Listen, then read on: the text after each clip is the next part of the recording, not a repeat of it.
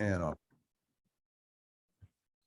well, hello, everybody. This is the November meeting for the North Bay Electric Auto Association. I just finished telling everybody that we're going to try to make this a shorter meeting so that we can attend the EV event at the Sonoma racetrack. And with that, let me move forward. We were planning on having David Harris talk today about transportation as a service. It's a new concept and it's interesting stuff. Because we're making a short meeting, he's agreed to make a much better, bigger, and exciting presentation.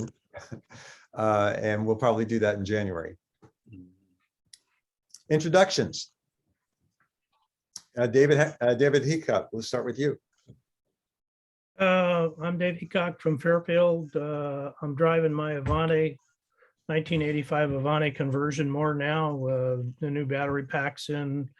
I'm pretty sure I can get 120-mile range out of it, maybe more. I had Dave Malloy from Thunderstruck come over, and we're still kind of trying to tune up the battery management system and the screen and stuff. And it's been kind of interesting, a lot of fun trying to figure out the latest, greatest kind of things. I still have my, if anybody knows anything about cell towers and microwaves, I took Dave over and showed him how the car quits when you put the throttle down next to this tower. So I have no clue. I passed everybody in the country, and it has to, I think it has something to do with the throttle and the controller, but it cuts the car out. I mean, it's amazing. That's unusual. Yeah. Too bad Caleb's not on here. He might have it. He might have a hint on that. I've talked to John. I've talked to Thunderstruck. They don't know either. Yeah. Well, we can try some of the other guys that we know if you want us to. Yeah, if anybody understands microwaves and how it affects something, I don't know what it's affecting. Ray's off screen right now because Ray has family in town celebrating his centennial. Yeah. Wow. Okay, so next week is Ray's 100th birthday. Oh, there he is. There he is. Hi, everybody. Okay, you're Happy up. birthday, Ray. Have a good short meeting. Okay. Are you still driving your golf cart around? Oh, yes, indeed. Okay, cool. Very good. Still working the yard. Okay, great.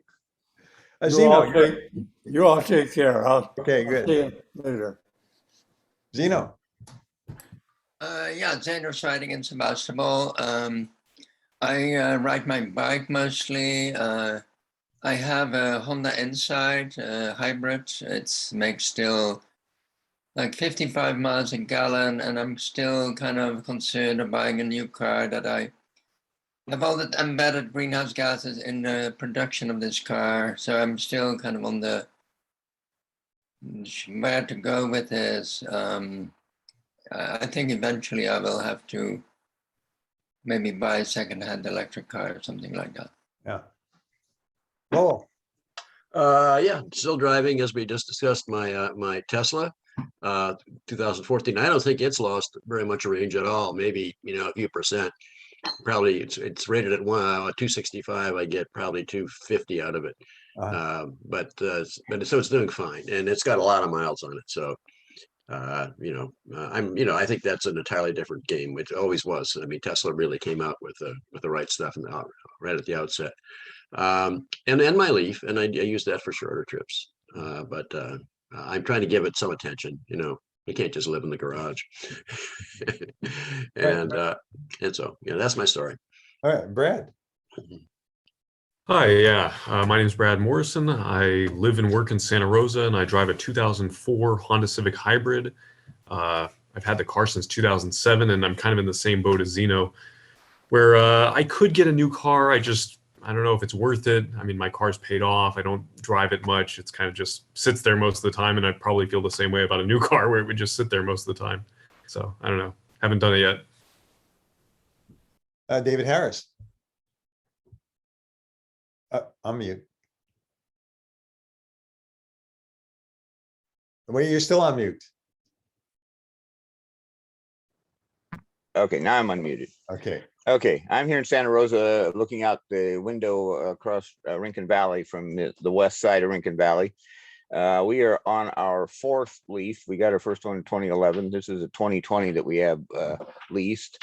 And I bought a Bolt, the 2017 first year model of the Bolt, which of course we're waiting for the battery upgrade on that. I did stop at Platinum and learn that they got 16 of them in. There's some kind of algorithm that GM or Chevrolet is running to decide who's they're going to upgrade. So you're just sitting and waiting for Chevy to decide. But basically, they said the things are so big, 16 is all they can store at a time at the dealership. And the thing I learned about this, though, is that basically you can't sell a Bolt until you get this recall fixed. So, because that's the next thing I'm starting to think about is, do we really need two cars? That was my goal, but it's not possible in California to sell a Bolt. Can't you sell it back to them? I have a friend who owned a Bolt who sold it, made them buy it back, and got an ID4. Well, I'm glad I raised the question. That thought had not occurred to me, but because the dealership has more than 20 of them in stock that they can't sell of new ones, and this model year had a new version. There's the EV and the EUV. There's a bigger utility version of the Bolt, and anyway, that's enough about cars. Okay. Yeah. By the way, I still have the picture of the Bolts lined up at a factory I was working at in Detroit, outside of Detroit, with 400 Bolts for rework. And that's before they were released. So, poco. And that wasn't rework at Ford, that was rework at Roush, because they jobbed it out and said, okay, we want to do it in our factories. Sonia. You mean GM, not Ford? I'm sorry. I meant GM, and they were Bolts. Yeah, sorry. Hi, Sonia Carey here. I still drive a 2019 Model 3. I think the one thing that's kind of puzzling me right now is that the one time I did charge it to 100%, it only went to about 230 miles, and I would have expected 240 something. And there is this possibility that it got locked down a little bit, because when I first purchased it, I purchased it as an SR and not an SR Plus, and they didn't have the ability to lock it down at that time. And so they could have taken 10% of the battery away through an update. So I think I'll message them and see what they have to say. Otherwise, it would seem kind of puzzling to me that after 2.5 years that there'd be a significant amount of like more than 2% loss. I don't know, but I would expect a little bit of loss. So that's the latest mystery. I'm really looking forward to your conversation, David, because I think having two cars, it is kind of an open question. Like when you really might more be lighter on the earth, and have like 1.25 cars somehow. If you had a service provider in a rural area like Sonoma County. So that'll be interesting to hear. Cecilia, you're up.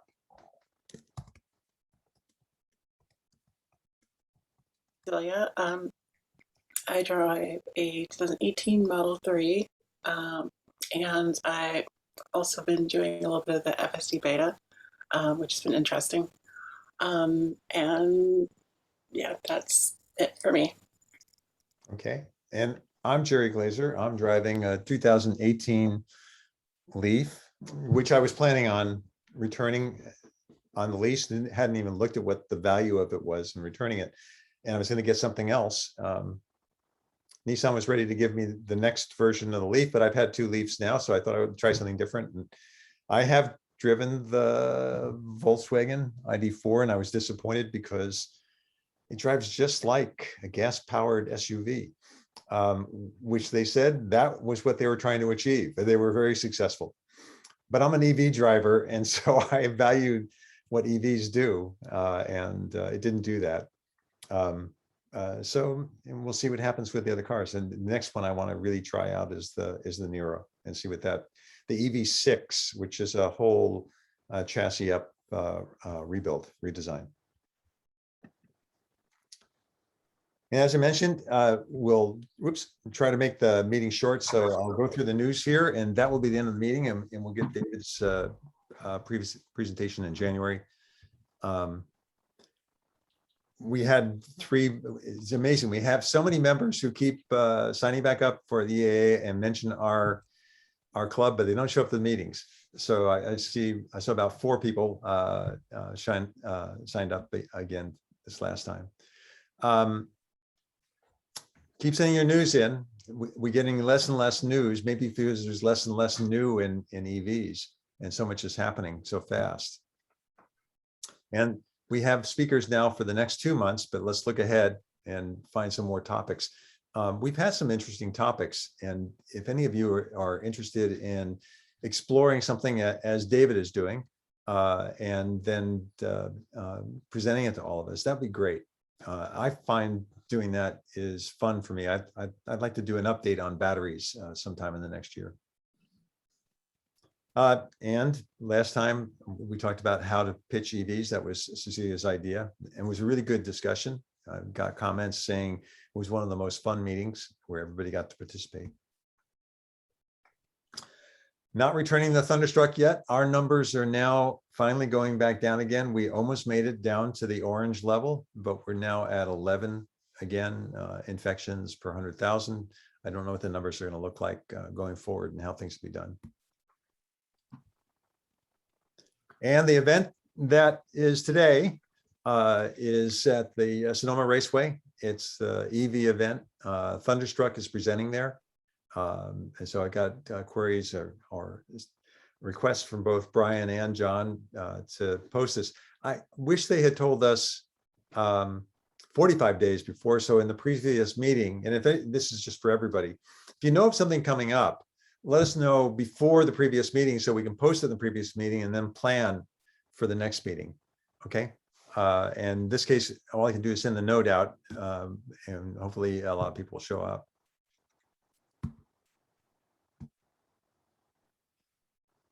I picked up this slide as part of the presentations that I was attending through California Air Resources Board. Every 2 years, they reset their targets in order to accomplish what has been dictated either by the governor or by legislation as far as our greenhouse gas targets. And they admitted that no matter what they do, and they forecast that industry is moving much faster than what they put in as constraints. So they're establishing constraints as to how many EVs have to be sold, how far they have to go, how they get charged, everything else, capacity on batteries. They have a lot of specifications, and they're blown away because it turns out no matter what they forecast, they've been more conservative as to what we could achieve than what the industry is achieving. So I just put this graph up here. And in Sonoma County, Sonia, you want to talk about this? Because it was you and Zeno brought this up, or maybe Zeno wants to talk about it. Yeah, either way, we were looking at the stats, which I'm interested in. Yeah. What are you talking? Maybe I can add something. Well, if I recall correctly, you know, there's some good information out there around the number of vehicles registered within the county, and then the number of vehicles that are EVs shows up kind of sporadically in different reports. And so it looked like as a percentage of the amount of autos that we have in the county, 348,000, there were about 3% EVs. And I've seen in other reports that we sell at a rate of about 12% EVs right now. And so, you know, that would slowly rise. And I'm kind of curious because, you know, we are at a bit of a tipping point. If we do get future legislation, et cetera, it seemed like a really long time to get from 0 to 1%. But I have a feeling that to get from 3 to 7 to 12% is going to be a lot quicker. What was your takeaway, Zeno? Well, so yeah, so this was part of a blog post of the Regional Climate Protection Agency or Authority. And so they, in the blog post, they put it into like the context of their strategy. And one of the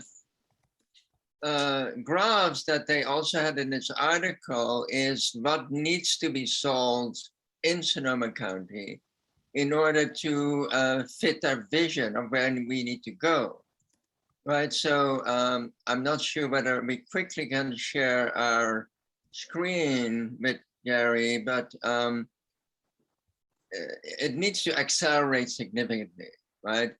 And so to me, one question would be, so there's all this strategy that we try to do locally. It has to do with EV stations, making electricity available through Sonoma Clean Power. But the question still is like, what drives the adoption of EVs? So can we do locally anything to accelerate it? And so they don't really address that question in the strategy, showing effectiveness of what they're doing, right? And especially in the light of this other graph that shows that we have to kind of exponentially increase EVs to get to net zero by 2030, which is their general goal. So that's kind of a question I have. And at the end of the blog post, they say, if you have any ideas about how to accelerate adoption of electrification, lightening the footprint in general, email them at a certain email address that is in the blog post. And I wonder whether the discussion from last month has any like actionable ideas that we could communicate with the Transportation Authority and the Climate Protection Authority. Yeah. One of the ones that I'm most interested in, I don't want to spend too much time on the slide so we can keep moving the meeting forward, is creating fueling stations that are obvious to people who don't drive EVs. And that, I think, is the biggest advertiser that would be successful. And I haven't seen a lot of people doing that. I know we want to be quick today.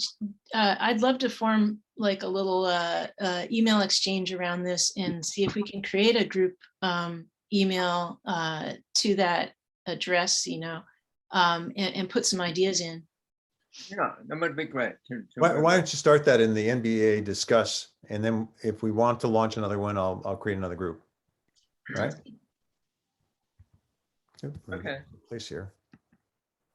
Yeah, and so they just a last remark. So they have actually a strategy where they have identified locations where they think we could have charging stations, and so that map on the right there is where we have charging stations now, but they also have like some artificial intelligence software tool that tries to analyze different locations. And yeah, Zeno, I have a problem with that because I've seen that now also for the city of Sebastopol, and the locations that they identify are identified because of the opportunity of there's a space, there's electricity, but they're not identified from the advertising point of view. So they're not in they're back behind buildings. right. So, yeah. Well, it certainly will. I think it initiates conversation and discussion and initiatives around it. And it needs to be tweaked for sure. But I think it's a good start. I just brought this one up. I thought that my Leaf had a heat pump in it. The amount of energy that it uses suggests to me that it does not have a heat pump in it. And about 7 years ago, I was talking to one company that had already developed heat pumps for cars. They couldn't get anybody to buy them from them. It was a fairly large company. I'm hoping to see that all the new cars, I know that the new Nero will have a heat pump in it. The Leafs have a heat pump in them if you order the winterization model or option. But anyway, so the all-weather option. And here I picked up a list of who does have heat pumps.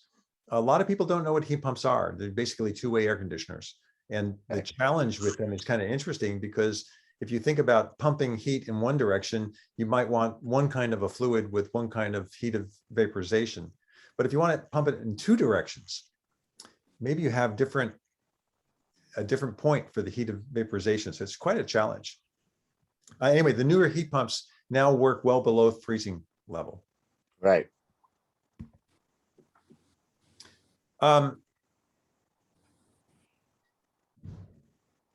Yeah, this one, who sent this one to me? I sent, I believe I sent it, unless someone else also sent it. Yeah. This actually ties right into what we're talking about, is how do we, stimulate the greater sale of electric vehicles. One of the things I've noticed is that among my friends, that there is a woeful amount of ignorance about electric vehicles and about what it's going to take to get them charged and all that. So this company Chargeway has come up with these kiosks that can be put in showrooms that allow potential buyers to go up and ask questions about, like, how would I get to grandma's house, and where would I charge my car, and you put the car in and the model of the car and all that, and then there's this whole coding system they have about regarding the kind of car, the kind of charger you're looking for, and the levels of charging that are there, and the higher numbers are higher levels. It goes all the way up to 350 kilowatts, and all the way down to level 1, and so it maps exactly what you do and where you charge to get there in the shortest amount of time and back, and so it just tells them that, and it tells them all kinds of other stuff too. It explains about how charging works. It says here how the temperature and speed affect the trip, so now they're putting this app on the dealer websites, and so again, potential buyers can get comfortable with what it's going to take to use this car, and so I think that's a really and then so then the National Automobile Dealers Association has adopted this, and so you can see multiple vehicles, and then compare them, using this app. Yeah, And, I thought it was interesting to see this, because even for those of us who've been driving EVs for quite some time, I've never asked the question till now of how fast, that is, what power is this vehicle rated for in charging? So if the charge station could dump enough power in, how much can I take? I never considered asking that question before. Yes. Nor did I until recently, until I realized that my Tesla is 50 kilowatts, and I'm not going to get anything out of 150 kilowatt. So that's as far as it goes. But if I get a brand new Tesla, yes, it'll go up to 350, I think. And so yes, that's a big deal, and it's a good question that needs to be asked, and people need to be educated about it, and they need to be told by the sellers that my car does this, and it's better than that car for that reason, and all that stuff. So On that statement. Here was one that's interesting to me. Tesla had announced about a year ago, and I think I reported on it, that for the low-end vehicles that they would be using lithium iron phosphate chemistry for their batteries. And that would be for cars that would be a shorter range. They'd expect to be used in cities, maybe 150-mile range, et cetera. But the higher end vehicles would continue using NMC. Tesla is now announcing they're going to shift almost everything to lithium iron phosphate. In recalculating, the reason I have lithium iron phosphate on the side of my house is the flash point's 1400 degrees. It has a cycle life of about 20,000 cycles. Now, NMC has about 3,000 cycles and has a flash point of 400 degrees. So with those two sets of numbers, the battery will always last longer than the vehicle. And the cooling system can be much, much simpler. And so when they look at the balance of system inside the vehicle, the weight cost of one chemistry versus the other, which is about 15%, drops substantially, because they don't need as much cooling and they don't need as much protection. They don't need a bunch of other things. And so now they're finding they have a fairly small difference. And at volume, lithium iron phosphate is much less expensive to manufacture than having cobalt and nickel. as primary elements that are used inside the vehicles. So I thought it's really interesting. This is a change that they came up with in the last 2 years, just a change in how they think.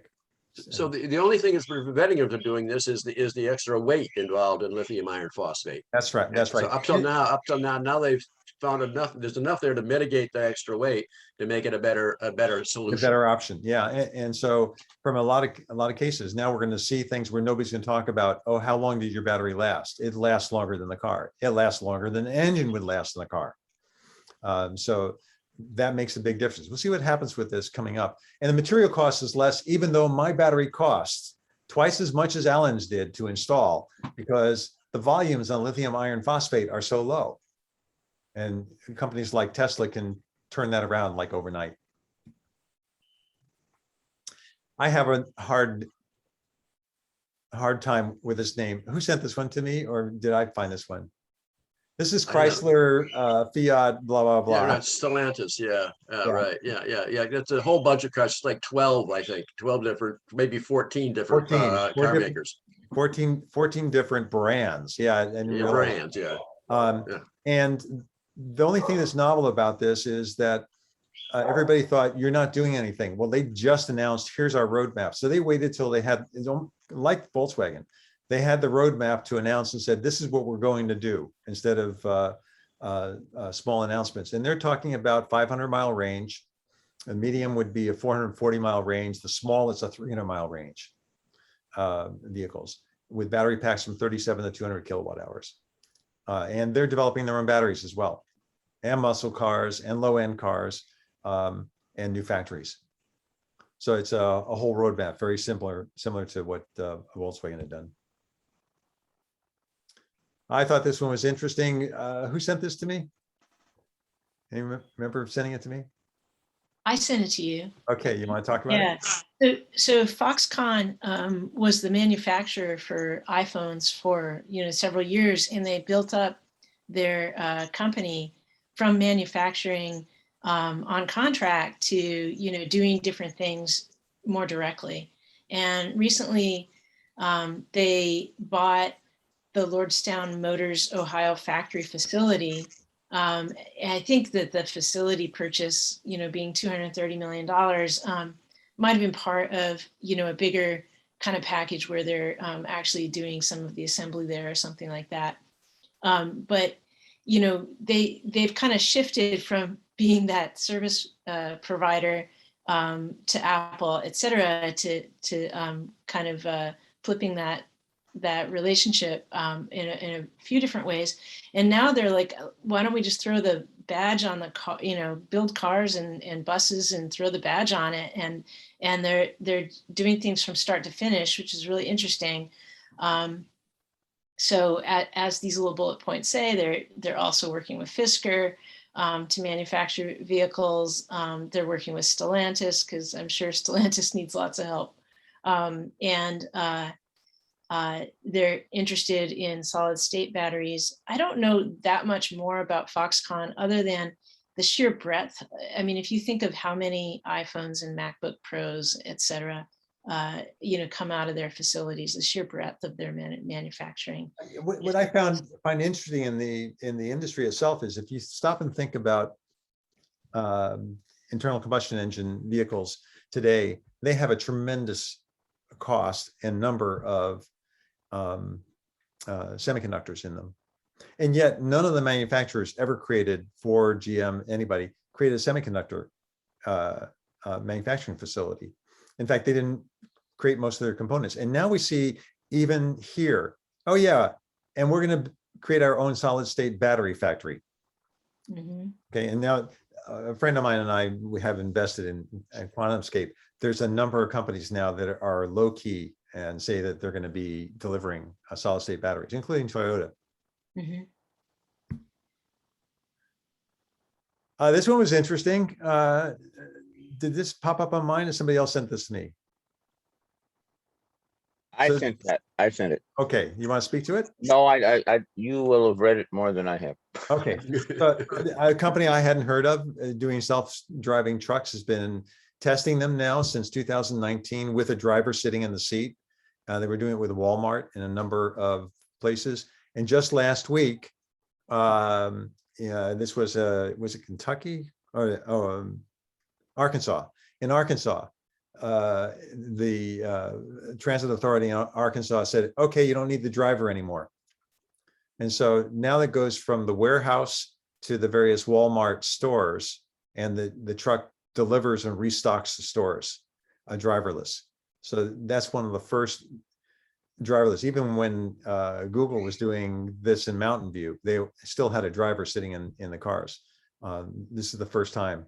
Kroger's doing testing now, and a bunch of others are doing testing as well. So we're going to see more of this. Cecilia, I think you sent this one in. WebTech hit the news again. Do you want to speak to it, or do you want me to?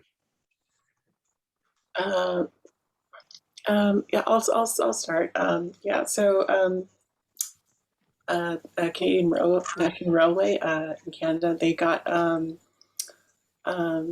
some a grant from the Pennsylvania Department of Environmental Protection, and have also ordered a WebTech locomotive. And they're one of they are the most environmentally sound railway in North America already. And so they were looking at this, trying to figure out how they could reduce the fuel usage by an additional 40%. Curious, when I looked at multiple articles trying to find it, why was it that the Pennsylvania Department of Environmental Protection gave so much money to the Canadian National Railway Company? I was trying to see, do they actually come into the States? No, they don't.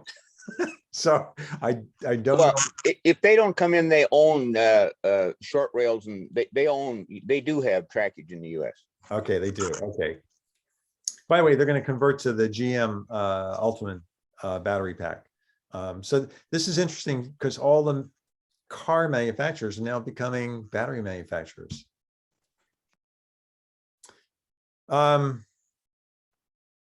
This was short term. California legislation calls for end of gas-powered landscaping equipment by 2024, 3 years from now.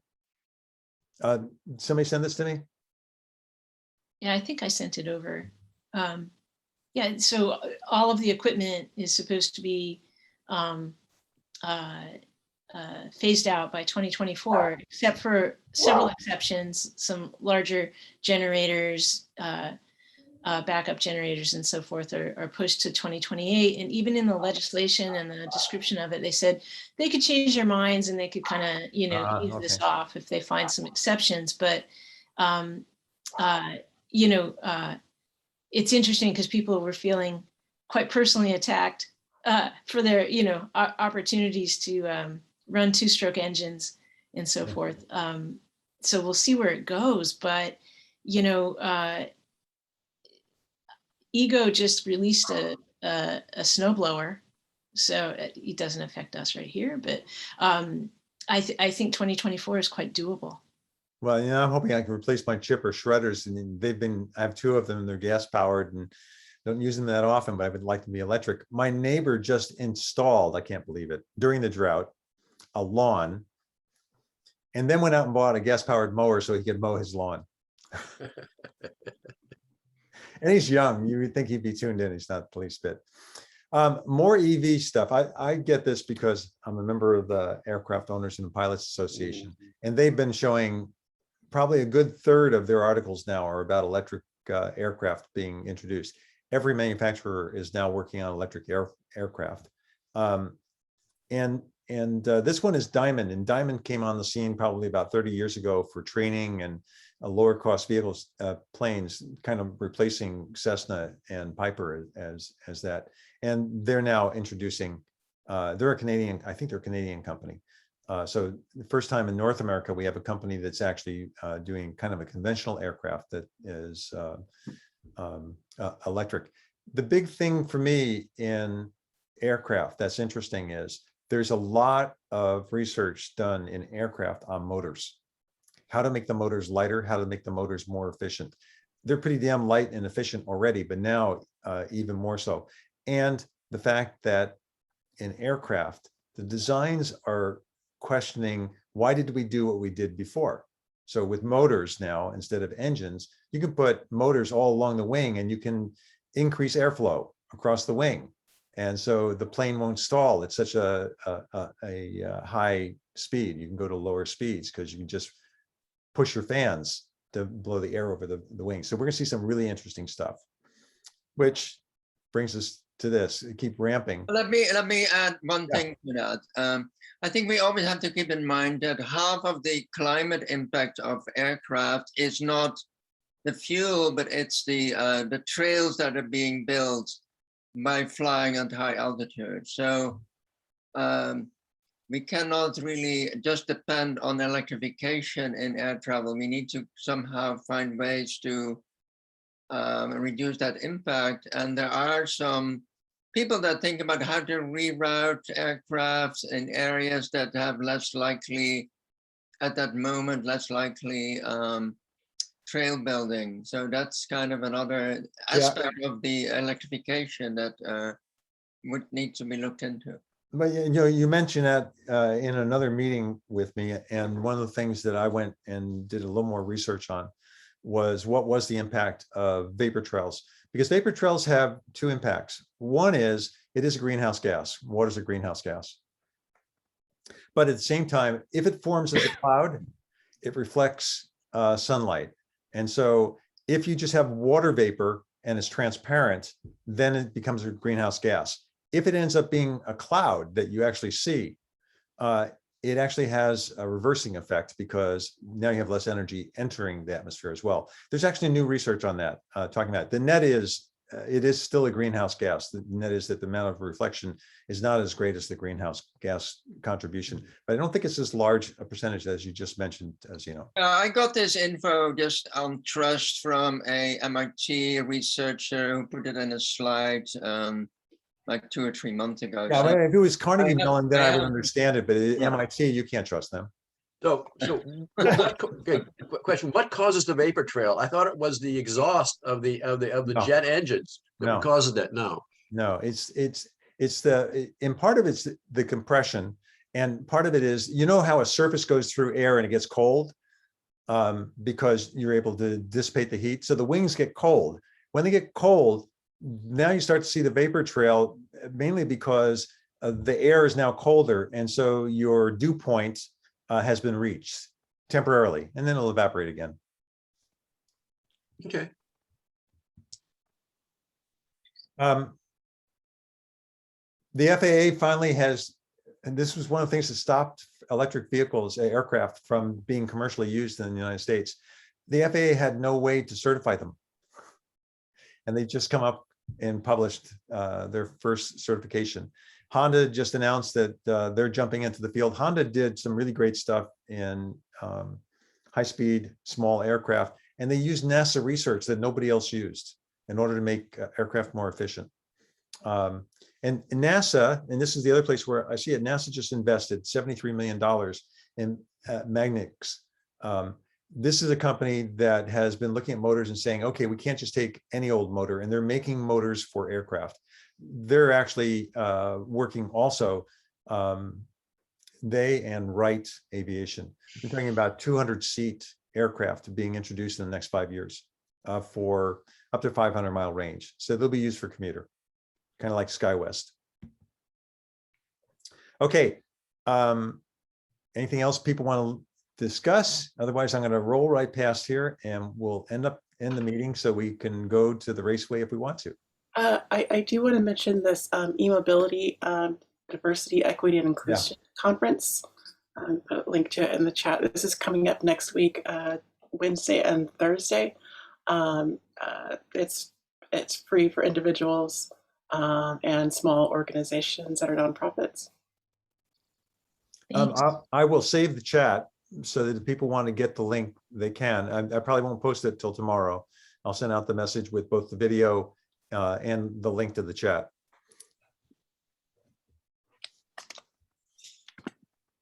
Can anybody say anything about what's going on at the raceway tomorrow? What's the difference between, it says it's got 2 days. You can look at the schedule. It looked like there was more stuff today than tomorrow. They knock off, I think, at about 3 o'clock tomorrow or 4 o'clock. And I can't answer the question. Okay, okay. because I couldn't tell with all, I'm not a Raceway person. Anybody a Raceway person? Because I didn't understand a lot of what those things were. But I'm going to learn about it because I'm going to Sonia's house and she's going to drive. You're going to drive, right? I'll drive. Okay. And David, happy to send you an email at the end of the day if we learn something.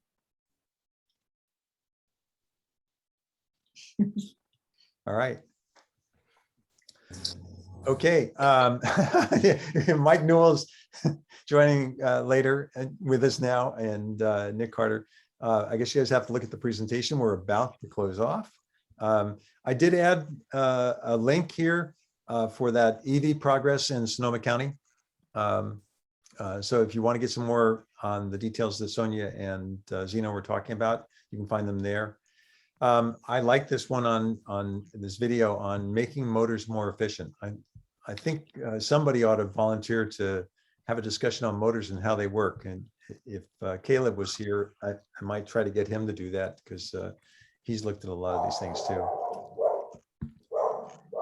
Next month, December 11th, we have another meeting, and David Henry, not to be confused with David Harris, is planning on talking about the Ford Mach-E from Sebastopol to Boise, Idaho. I think that's what he was going to talk about, or he's going to review the vehicle. I can't remember now, and I'm going to have to query him on that. Again, everybody, think of ideas for talks. It would be great to have more members jump in with a talk on some topic. We have a group with diverse interests, and I think there hasn't been a presentation that we've had that I haven't learned something and enjoyed having what people have to share. With that, I think we'll end the meeting. Anybody have any last thoughts? Okay, Good. off to the raceway. Thank you. The Raceway. Bye. Bye all. Bye.